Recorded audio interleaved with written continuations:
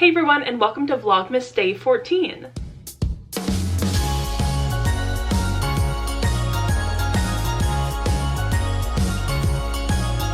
So today is a little sit-down video because I want to talk about some of the winter and holiday movies that I would recommend you watch this year. Also, it's so crazy to see myself with like a bold lip today. I haven't done this in so long. I don't typically wear lipstick anymore.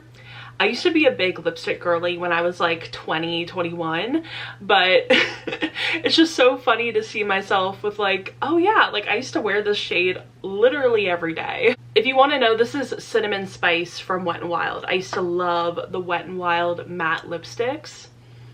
We're rocking it today and I think it looks pretty good. The reason I decided to make this into a winter slash holiday movie recommendations list is mainly because I felt like I didn't have enough Christmas movies that I could recommend to you guys, or that I genuinely like to watch during this season.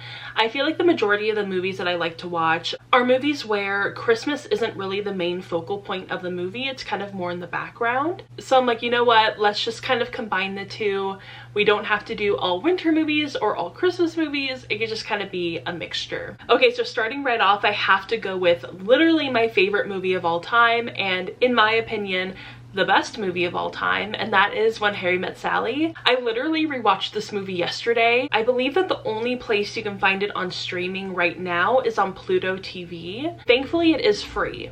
So if you want to go sign up for it, totally fine. You don't have to pay for anything, but I will warn you guys, it's the only place that you can find it streaming. This movie is like a serious, like classic rom-com. I feel like every time I show this movie to somebody for the first time, they will finish the movie and be like, this was literally the greatest thing I've ever seen. And I think that that speaks so much to how well this movie is held up. I love these two main characters so much, and I love the way that you see their relationship progress from like when they first meet, they're in college, they're driving home together, they don't really know each other very well, and they don't really get off on the right foot. So Sally ends up not really liking him, and then they meet again later and she's with somebody, they see each other at the airport, she recognizes him, he doesn't really recognize her right off the bat, but then they end up on the same plane and so they get to talking. This movie just kind of like shows the progression of their friendship, relationship, whatever.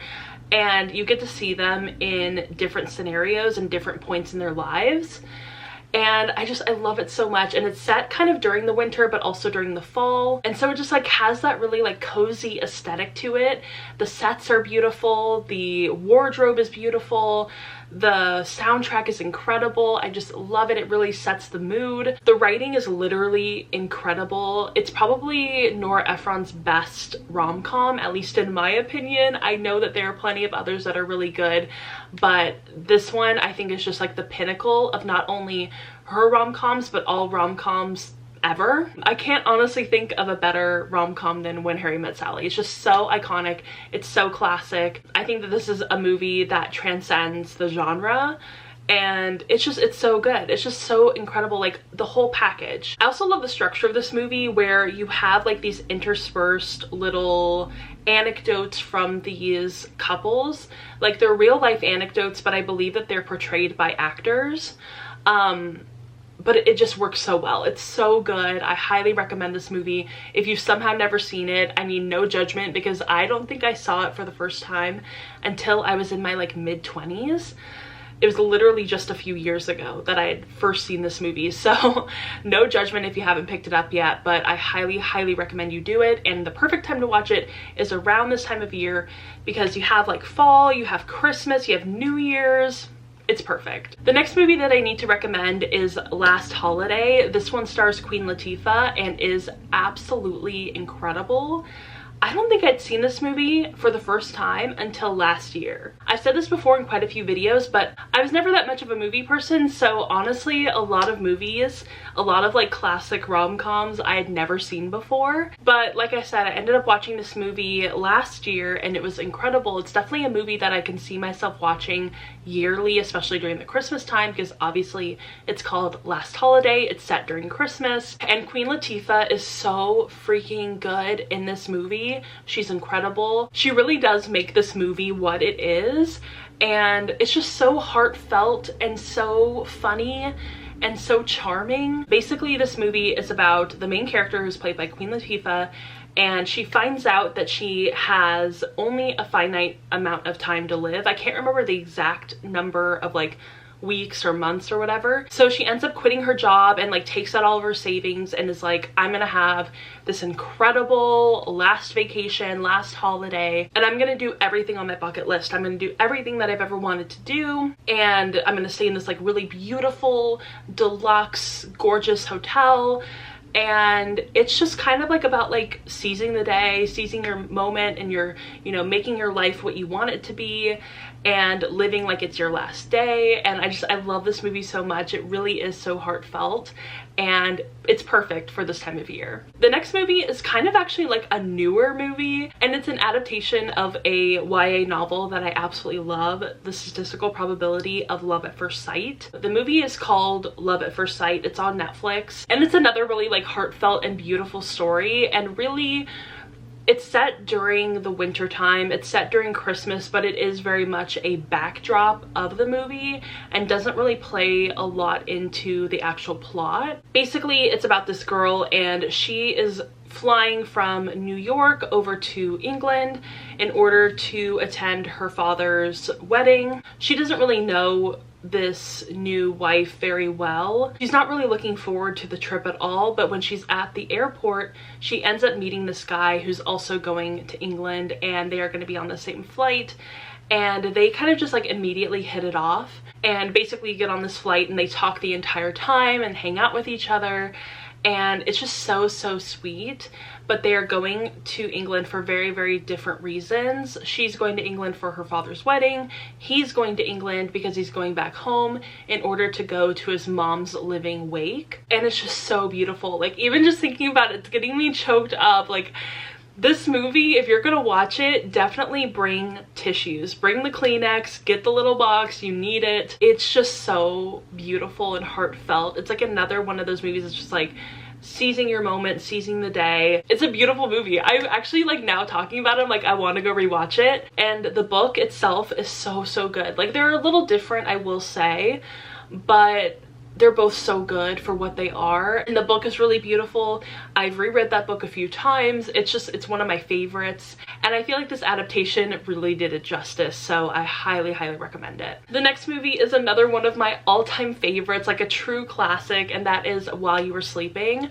This one stars Sandra Bullock, literally one of my favorite actresses of all time. I love everything she's in. And this movie is just one of my favorite movies ever. Basically, it's about the main character, Sandra Bullock, and she is really just kind of down on her luck. She doesn't really have much of a life. She works at like the ticketing agency for the Chicago subway or train or whatever it is. I don't really know Chicago very well, but she works there. She takes like the tokens and the tickets or whatever, and every day she sees this one guy. He's very handsome, and she has kind of just developed this crush on him from afar. And one day she ends up seeing him, and he gets jumped and pushed onto the tracks, and she saves him from getting run over by a train. I know it sounds really like crazy, but it's actually, it makes for such a good story. And so he's in a coma, and she ends up visiting him in the hospital, and everybody just kind of assumes that she's his fiance, and kind of like chaos ensues once his family gets there and is like, he had a fiance? Well, like, why didn't we know this? And then you kind of think like that's gonna happen, but then she ends up meeting his, I believe his older brother, and they kind of end up hitting it off in a weird way. And I don't know, it's just such a cute story. It's really hard to explain because I feel like if I explain it too much, I'm gonna spoil the entire thing. But it's such a fun movie. It's set during Christmas. It's in Chicago, so it's very snowy and cold and very cozy. She's always in like these big, giant, warm sweaters, and it's such a good movie. I highly recommend it. I feel like not a lot of people talk about this movie, which is a total shame because it is so good and it's so funny. It's so funny. I will say though that if you are kind of sensitive to like being embarrassed by characters in a movie or whatever, I don't recommend this movie to you because you will be cringing a lot. There are a lot of like very cringy moments where the character kind of gets into these shenanigans that are just very embarrassing, but I feel like it's also, you know, everything's gonna work out in the end, and it does, so it's a little bit better. I used to be that way all the time, where if like something embarrassing was happening on screen, I literally physically could not watch it, but I think I've kind of grown out of that a little bit, so this ended up being one of my favorite movies. I think I saw it for the first time a few years ago. It's so good. The next movie on this list is literally any adaptation of Little Women, and I would actually suggest watching all of them. I think that there are 5 adaptations that you should prioritize if you're going to be watching Little Women. There's a 1933 adaptation with Katharine Hepburn playing Jo. Love it so much. It's iconic. It's so good. Katharine Hepburn's Jo March is so freaking funny. She's hilarious. She's biting. She's such a tomboy. Like, she's probably the most tomboyish out of all of them, I would say. I think a lot of the other actresses, even including Saoirse Ronan and Winona Ryder and June Allison, they all bring a little bit more femininity to Jo March than Katharine Hepburn does. Katharine Hepburn really leans fully into a very tomboyish Jo March, and I love it. And that one is so quotable to me. I don't know why. Like, there's so many moments in that movie where I'm just like quoting along with the movie. It's so good. And then you have the 1949 version, which is starring June Allison as Jo March, and that one is where we also have Margaret O'Brien as Beth, and she just does an incredible job. I always say that Margaret O'Brien is one of the greatest child actors that we've ever had in the history of film. She's so underrated. I feel like I never hear anybody bring her up in conversations about child actors, but Margaret O'Brien really knows how to tug at your heartstrings. But this cast is really stacked. You have like Janet Leigh, you have Elizabeth Taylor, you have June Allison, you have Margaret O'Brien. Like, this cast is incredible. So good. This movie is really just, I love it so much. I don't know, like, I feel like so many of these adaptations do something a little bit different with Little Women every single time, so that's why I always recommend watching all of them and not just one of them or like 2 of them. This one is just, it's so good. And then you finally get to 1994, which is my favorite adaptation personally. I think it does everything to perfection. I think it really gets the novel, it understands the characters, it does things in such beautiful emotional depth. And the soundtrack, the score to this movie is iconic.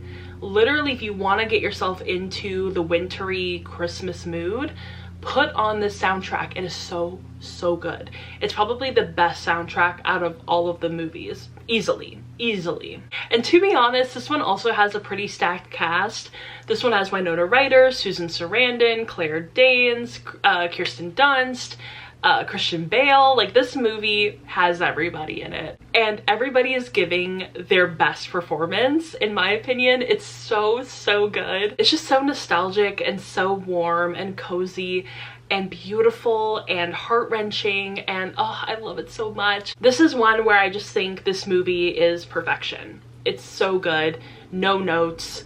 Incredible. And then you have the BBC adaptation, which is kind of like a limited series. It really goes way more in depth into the book than any of the other adaptations, because you do get to have like more of the content shown on screen. So if you want one that's like really close to the book as it's written, I would highly recommend this adaptation from the BBC. It's really good. I will say that it's not like to the same quality as the movies, in my opinion, and even sometimes the acting is a little bit iffy, but I will say it's a fun adaptation. It's really interesting, and you get so much more content. And then finally you get to the 2019 version, which I feel like I don't even really have to sell you on, because for the most part everyone has seen the 2019 adaptation. Even if you've never seen any of the other adaptations, and maybe if you've even never read the book, you've seen the 2019 movie. It's personally not my favorite. It's really probably at the bottom of my list, but I will watch it every year.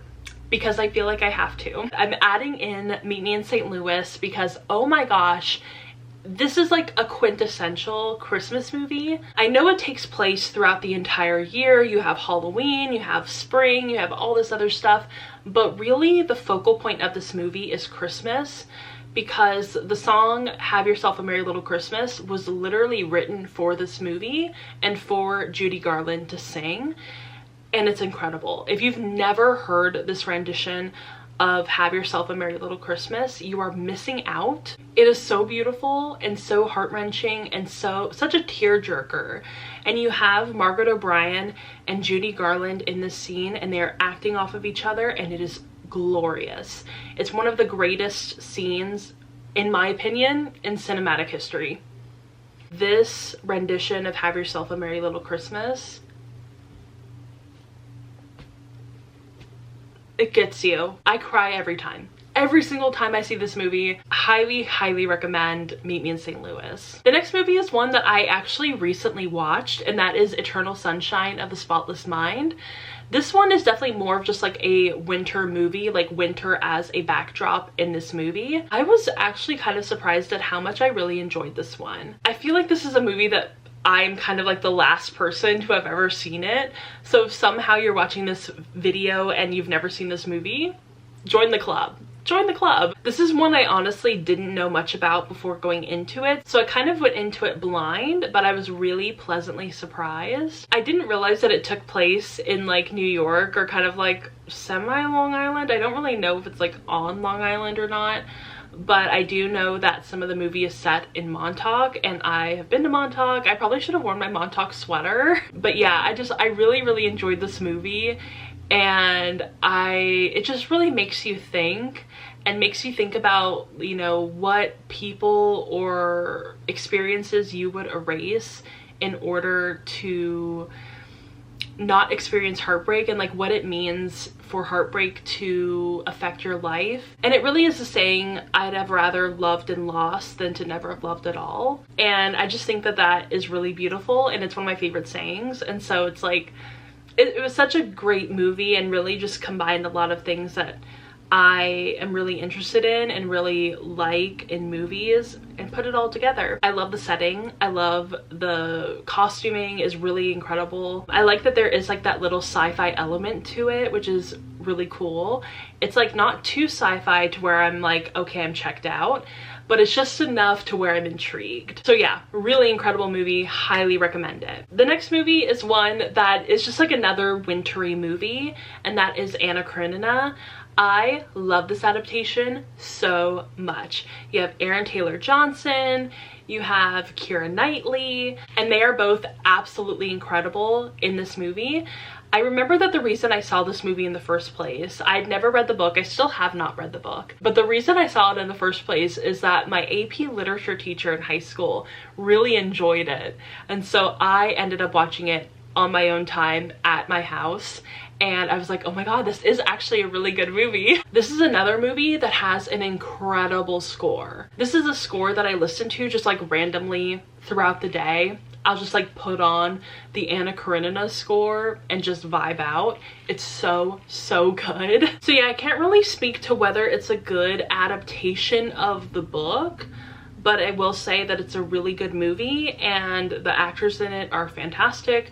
The score is beautiful, the setting is beautiful. It's just one of those movies that is so visually pleasing. The second to last movie that I want to recommend is Knives Out. It's another one of those movies that like winter is the backdrop, but oh my gosh, I love Knives Out. It's one of my favorite movies. I love Rian Johnson as a director. Even though a lot of the actors in this movie are not ones that I typically enjoy, I will say this movie brought out the best in them, and I really, really love it.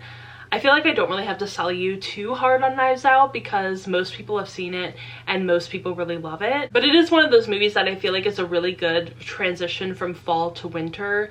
It's very cozy, it's a mystery, and I feel like it's really good every time you watch it, even if you've already seen it before. It's just one of those movies where you really are along for the ride. And yeah, I really like this movie. It's so good. I don't really know how else to explain it because I don't want to give away too much.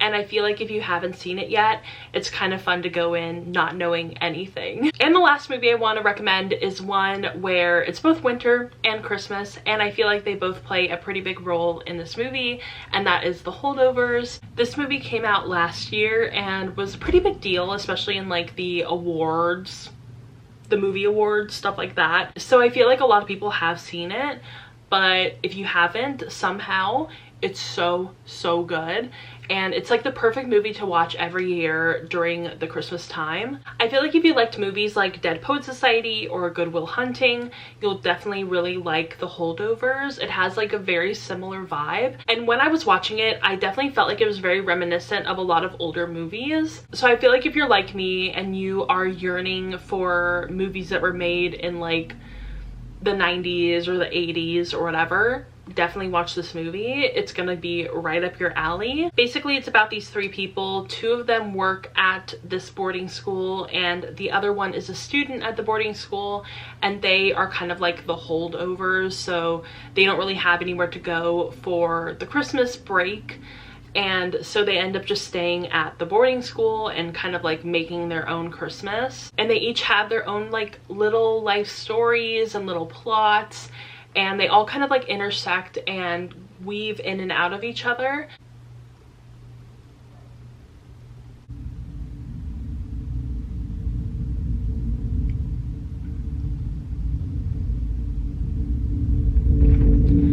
Oh, don't worry, Elon Musk, I'll wait for the launch. I'll wait for it. Go ahead. I'm trying to film here, but go ahead. Go ahead. I'll wait.